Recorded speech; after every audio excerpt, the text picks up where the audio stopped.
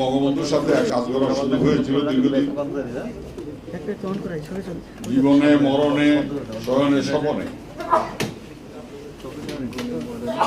যে কয়েকদিন উনি বেঁচে ছিলেন অনেক দিন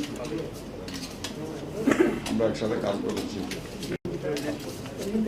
অনেক আবেগ ইমোশন সেন্টিমেন্ট এখানে কাজ করেছেন। তিনি আজ আমাদের মাঝে নেই। আমি খুব দীর্ঘায়িত করব না। আমাকে 16 ডিসেম্বরের পরে পৃথিবীর বিভিন্ন দেশের সাংবাদিকরা জিজ্ঞাসা করেছিল, তোমাদের দেশ তো স্বাধীন হয়েছে, তোমরা এখনো অস্ত্র হাতে রেখেছ কেন? আমি একটা উত্তর দিয়েছিলাম, বঙ্গবন্ধু শেখ মুজিবকে জীবিত না পাওয়া পর্যন্ত আমাদের স্বাধীনতার সংগ্রাম শেষ হয়নি। বলেছেন বঙ্গবন্ধু যদি ফেরত না পাওয়া যেত তাহলে কি হতো? একটা হাইপোথেটিক্যাল প্রশ্ন। তবে এইটুকু আমি অনুমান করতে পারি, 7 কোটি যোদ্ধা পৃথিবীতে বোধ অন্য কোনো দেশে ছিল না। এই উপমহাদেশের মানচিত্রে এবং সারা পৃথিবীর মানচিত্রে 7 কোটি মানুষ যদি যুদ্ধ করত বঙ্গবন্ধুকে ফেরত না পেলে, তাহলে পরিস্থিতিটা কি দাঁড়াতো আপনারা চিন্তা করেন। আজকে অনেকে জয় বাংলার স্লোগান দেয়। জয় বাংলার স্লোগানটা সৌভাগ্যবশত দুর্ভাগ্যবশত উদ্যোক্তাদের একজন আমি ছিলাম। যারা আজকে জয় বাংলা স্লোগান দেয় তারা জানে না উত্তরে আমি থাকি, আমার বাসার সামনে দিয়ে যখন স্লোগান দেয় 71 দালালরা হুঁশিয়ার সাবধান, তখন আমি এটার উত্তর খুঁজে পাই না। আসম আব্দুর রব, ডক্টর কামাল হোসেন, বঙ্গবীর কাদের সিদ্দিকী, মাহমুদুর রহমান মান্না, সুলতান মনসুর, এই সারিতে যারা বসে আছেন, এরা যদি স্বাধীনতা বিরোধী হয় তাহলে বাংলাদেশের স্বাধীনতা পক্ষের শক্তি কারা আমি এটা বলতে পারি না।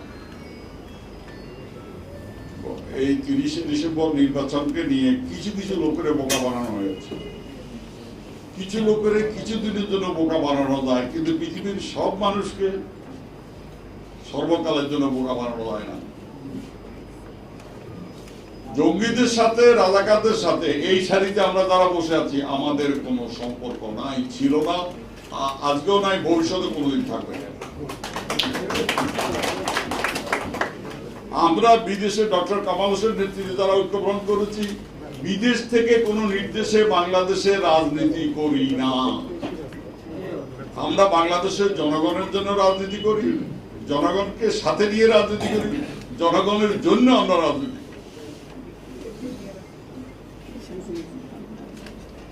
16 ডিসেম্বর যদিও আমাদের এবারের সংগ্রাম স্বাধীনতা সংগ্রাম, এবারের সংগ্রাম মুক্তির সংগ্রাম। পৃথিবীর কোন দেশের মুক্তির সংগ্রাম কোনো সময় শেষ হয় না। সার্বিক মুক্তি বলতে যেটা বোঝায় সেইটা চূড়ান্ত পর্যন্ত পৌঁছানো। আজও সোভিয়েত ইউনিয়নে বিপ্লব হয়েছে, চায়নাতে বিপ্লব হয়েছে, ভিয়েতনামে হয়েছে, কিন্তু পৃথিবীর কোন দেশে মুক্তির সংগ্রাম কোনোদিন শেষ হয় না। স্বাধীনতা সাময়িকভাবে অর্জন হতে পারে, ভৌগোলিকভাবে, রাজনৈতিকভাবে। 16 ডিসেম্বরে আমরা স্বাধীনতা পেয়েছি, কিন্তু স্বাধীনতার আংশিক পূর্ণ হয়েছে 10ই জানুয়ারি, যেদিন বঙ্গবন্ধু শেখ মুজিবকে জীবিত অবস্থা আমাদের। আওয়ামী লীগ আর শেখ মুজিব এক জিনিস নয়। অনেকে আজকে ভাবতে পারেন যে 30 ডিসেম্বরের এই অপকর্মের পরে আপনারা বঙ্গবন্ধুর প্রত্যাবর্তন দিবস উদযাপন করতেছেন। উনি 72 সনে বলেছিল, আপনারা যদি কেউ ভুলে না যান, যারা এখানে উপস্থিত আছেন, চাটার দল যে কথাটা এখানে এসেছে, আমি বিদেশ থেকে নিয়ে আসি, আমসা আমাদের বলেছে চাটার দল সেটা খেয়ে ফেলে। যেই মানুষটা সরকারে থেকে, ক্ষমতায় থেকে, রাষ্ট্রপ্রধান থেকে তার দল সম্পর্কে এটা বলতে পারে যে চাটার দল আমি যা নিয়ে আসি বিদেশ থেকে সেটা জনগণকে না দিয়ে খেয়ে ফেলে, এই উদ্যত্ত, এই দৃঢ়তা রাজনীতি ব্যক্তিত্ব হিসাবে খুব কম মানুষেরই আছে। আপনি আমার সৌভাগ্য হয়েছিল, সম্ভবত আমি বোধহয় টারমাকে উনার গলায় 2 নম্বর ব্যক্তি মালা দিয়েছিলাম। 1 নম্বর মালা ছিল তোফায়েল আহমেদ, যদি আমার ভুল না হয়, প্লেনের সিঁড়িতে আমাদের 4 জনকে ছাত্র সংগ্রাম পরিষদের আমরাই আহ্বান জানিয়েছিলাম আমসা আমির সাহেবদের এই মুক্তিযোদ্ধাদের, আমরা যদি স্বাধীনতার জন্য 2রা মার্চ পতাকা তুলে আহ্বান না জানাতাম, ওনারা কোথায় যেতেন স্বাধীনতা সংগ্রাম করার জন্য? ফারুক চৌধুরী বেঁচে নেই, উনি তখন আমাদের বললেন যে আপনাদের 4 জন প্রটোকল মানতে হবে। আমি বললাম যে আপনি তো পাকিস্তান আমলের কর্মকর্তা, স্বাধীন বাংলাদেশের প্রটোকল তৈরি করেন, তারপর সেই প্রটোকল মানবো, তারা প্রটোকল মানবো না, আমরা প্রটোকল মানি না। আমার সৌভাগ্য হয়েছিল বঙ্গবন্ধু শেখ মুজিবকে সাথে নিয়ে একই ট্রাকে সৌরাজুল উদ্যানে এসেছিলাম। কয়েকবার বিভিন্ন সরকারের আমলে আমার ছবি এক পাশে দিয়ে লটপার করা সাদা ছবিটা কেটে দেওয়া হয়েছিল। ছবি তো কাটা যায়, মানুষ তো কাটা যায় না, বিবেক তো কাটা যায় না, আত্মা তো কাটা যায় না। কত স্মৃতি, এত বেশি আবেগঘন স্মৃতি রয়েছে যেগুলি বলার মতো না। সম্ভবত 23 মার্চ রাত্রে গণপ্রজাতন্ত্র দিবস, আমরা শুনলাম কনফেডারেশন হয়ে গেছে। রাত্রে 12টার সময় টেলিফোন করলাম যে আমরা আপনার সাথে দেখা করতে চাই, বলে 1টার সময় পর হানিফ ছিলেন, বলে রাখলো গেট খুলে রাখলো। সংক্ষেপে বলতেছে সিরাজুল আলম খান, শেখুল মলি, আব্দুল রাজ্জাক, তোফায়েল আহমদ, 4 জনের মধ্যে 2 জন বেঁচে আছে, আর 2 জন বেঁচে নেই। যিনি 2 জন বেঁচে আছেন তার মধ্যে একজন প্রায় মৃত্যু সজ্জায়। কেন এসেছে বলো? সিরাজুল আলম খান বলতেছে রাজা তুমি বলো, রাজা বলছে বলবি তুমি উঠে হাঁটলে। আমি বললাম যে আপনার সামনে তো কোনোদিন কথা বলি নাই, বলে বলো। আমি বলি বাঙালিরা বঙ্গবন্ধু শেখ মুজিবকে পাকিস্তানের প্রধানমন্ত্রী দেখতে চায় না, তাহলে আপনি বেঈমান এবং বিশ্বাসঘাতক হয়ে যাবেন। ভঙ্গ হয়ে গেছে, আমি এই জন্য কথা বলতে পারি ওনার সামনে। সিরাজ মনি, তোমাদের আর কিছু বলার আছে? ভাবি বেগম মুজিব একটা মোড়ার মধ্যে বড় ইন্ডিয়ান একটা কাঁসার ইয়ের মধ্যে ওনার পান, জর্দা, তামাক সব, পাশে খোকা ভাই বসা, আর ফ্যামিলি কেউ ছিল না। আমরা উঠলাম, ভাবি বলে চলে যান, কাজ হয়েছে। ওষুধে ধরেছে, সারা রাত ঘুমায়নি, ভোর 5টা পর্যন্ত পাইচারি করেছে। পরের দিন উইদাউট শিডিউল, যদি আমার ভুল না হয়, উইদাউট শিডিউল উনি বঙ্গভবনে গিয়েছেন, এই রমনা পার্কের পাশে। সংক্ষেপে বলছি যে ভুট্টুকে বললেন যে আমার এই 6-7 দফা দাবি মানতে হবে। কি 2টা পতাকা হবে, 2 দেশের 2টা কারেন্সি হবে, বাঙালি সৈন্যদের ফেরত দিতে হবে, অবাঙালি সৈন্যদের ফেরত নিয়ে যেতে হবে। এইভাবে যখন 5-6টা বললো, আপনি কালকে রাতে আলোচনাতে এসব কথা ছিল না, বলে না এছাড়া আমি মানি না, ফেরত চলে আসছে। আমি গাড়ির মধ্যে এক পাশে কালো পতাকা, এক দেশে স্বাধীন বাংলার পতাকা লাগিয়ে দিয়েছে। আওয়ামী লীগের কোন এক নেতা যায় পতাকাটা খুলতে গেল, হাত দিবি না পতাকা, কথা হলে তো ঢুকতে, না দিলে ফেরত চলে আসবো, না দিলে আমি ফেরত চলে আসবো। এই অডাসিটি, এই স্পর্ধা, এই কথা কোনোদিন কোথাও বলি না, অনেকে জানে না। অনেক আজকে যারা ডক্টর কামাল হোসেন, আসমা আব্দুর রব সম্পর্কে বিরূপ মন্তব্য করেন, তারা তো দেখেন নাই, তাদের নেতা নেত্রীরাও দেখেন নাই বাংলাদেশের মুক্তিযুদ্ধ, বাংলাদেশের স্বাধীনতা সংগ্রামের ইতিহাস তারা জানেন না। আমরা জীবন দিতে গেছিলাম 9 মাস। 16 ডিসেম্বর ফেরত আসার পরে 32 নম্বর বাড়িতে বেগম মুজিব ছিলেন না, ধানমন্ডিতে ছিলেন। আমি আসাম আব্দুর রব স্ট্যান্ড গান নিয়ে 10ই জানুয়ারি পর্যন্ত সেই বাড়িতে পাহারা দিয়েছি। ওনার সন্তান সন্ততিরা ওনার সাথে ছিল সেখানে। অনেক কাহিনী আছে, সব কথা বলে শেষ করা যাবে না। বঙ্গবন্ধু এবং স্বাধীনতার সমর্থক, একটাকে বাদ দিয়ে আরেকটাকে উপলব্ধি করা যাবে না। বঙ্গবন্ধু এবং স্বাধীনতার সমর্থক, একটাকে বাদ দিয়ে আরেকটাকে বোঝা যাবে না, উপলব্ধি করা যাবে না। তাজউদ্দিন আমার সহ 4 নেতার নেতৃত্বে আমি তাজউদ্দিন সাহেবকে দেখেছি, একদিকে নিজের গামছা সাবান দিয়ে ধুইছেন, আরেকদিকে বিভিন্ন বিদেশের প্রধানমন্ত্রীর সাথে টেলিফোনে কথা বলছেন।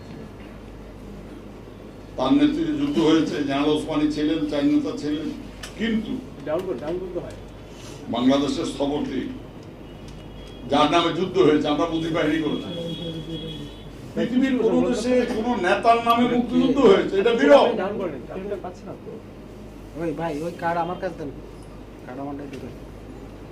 বঙ্গবন্ধু শেখ মুজিব ছিলেন বাংলাদেশের স্থপতি। আওয়ামী লীগের অতি ক্ষমতার লোভে বাকশাল করে বঙ্গবন্ধুকে, আওয়ামী লীগ বাকশাল করে বঙ্গবন্ধুকে হত্যা, 4 জন নেতা সেদিন পার্লামেন্ট থেকে পদত্যাগ করেছিলেন। ডক্টর কামাল সাহেব এখানে উপস্থিত। আমি যদি ভুল বুঝে বলে থাকি আমাকে বলে দেবেন সাহিদ ভাই। বঙ্গবন্ধুকে হত্যার রাস্তা আজকে 30শে ডিসেম্বরে অতি ক্ষমতার লোভে গণতন্ত্রকে যেভাবে হত্যা করা হয়েছে, সারা বাংলাদেশের নারীদের যেভাবে ধর্ষণ করা হয়েছে, সুবর্ণচর করা হয়েছে, মানুষের কণ্ঠরুদ্ধ, বিবেক ক্ষতবিক্ষত। পৃথিবীর ইতিহাসে আমি বই পুস্তক কিছু পড়েছি, আমার চেয়ে বেশি কথা কমল সাহেব জানেন। এই ধরনের বর্বর উলঙ্গ ভোট ডাকাতি পৃথিবীর আর কোথাও হয়েছে বলে আমি শুনি নাই, দেখি না, আমি পড়ি নাই।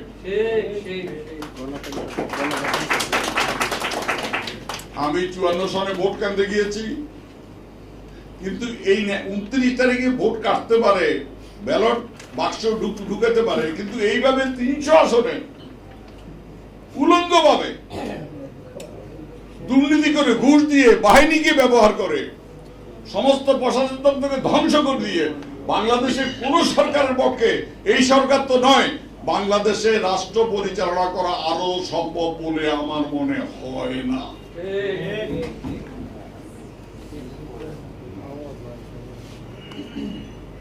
ভুল রাজনীতি, আওয়ামী লীগের অতি ক্ষমতার লোভ।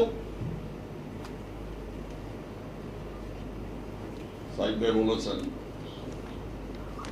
বিবেকের কথা, জ্ঞানের কথা, মেধার কথা, প্রযুক্তির কথা, উন্নত জীবনের কথা, মুক্তিযুদ্ধের চেতনার কথা বলেন যারা। সুবর্ণ যদি মুক্তিযুদ্ধের চেতনা হয়, আল্লাহর রাস্তায় আমি মাফ চাই, মুক্তিযুদ্ধের চেতনা আমাদের দরকার নাই।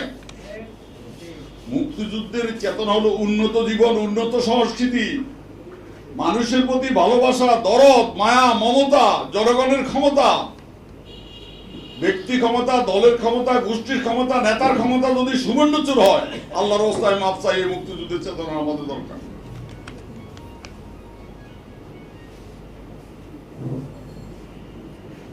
আজকে গভীরভাবে আমাদের উপলব্ধি করতে হবে, জাতি থ হয়ে আছে।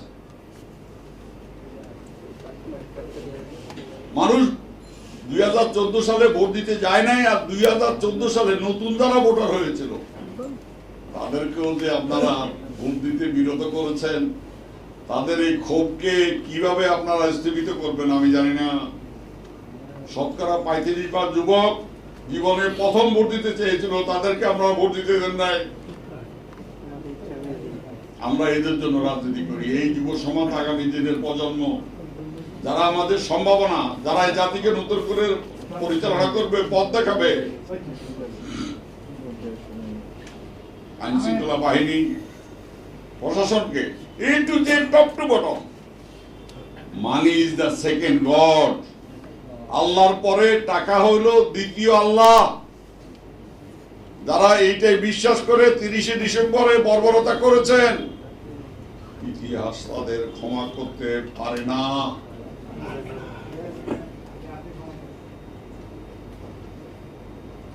রাজনীতির নতুন মেরুকরণ করতে হবে, জনগণের কাছে যেতে হবে। সামিন বলেছে মেজর জেনারেল যে জেলায় জেলায় বিভাগে বিভাগে যেতে হবে, মানুষের কাছে শুনতে হবে। লক্ষ লক্ষ অভিজ্ঞতা, এক এক জেলায় এক এক নির্বাচনী এলাকায় এক এক ধরনের অভিজ্ঞতা। কমন আছে 90%, আর মোর দেন 10% বিভিন্ন লক্ষ লক্ষ অভিজ্ঞতা। কারো ঢুকতে দেয় না, কারো ধাক্কা দিয়ে বের করে দিচ্ছে, তারও সেই মানে কারো হাতে নখ দিয়ে বের করেছে। মানে কি যে মানে শোনার কল্পনার বাইরে। যাই হোক, মুক্তিযুদ্ধের বাংলাদেশ নির্মাণ করতে হবে, বঙ্গবন্ধুর অসম্পূর্ণ কাজের বাংলাদেশ নির্মাণ করতে হবে, জনগণের বাংলাদেশ নির্বাচন করতে হবে। এই কামনা করে আমি অত্যন্ত আশাবাদী তাড়াহুড়া করে অস্থির হয়ে বয়স হয়েছে এখন 75 বছর, 24 থেকে 26টা ওষুধ খাই, রোগ কোনটা নাই শরীরে জানি না, আর কতদিন বাঁচবো জানি না। তবে বাকি জীবনটা যে যুদ্ধ চলেছিলাম সেই যুদ্ধ শেষ না করে বিদায় হতে চাই না। আপনাদের ধন্যবাদ।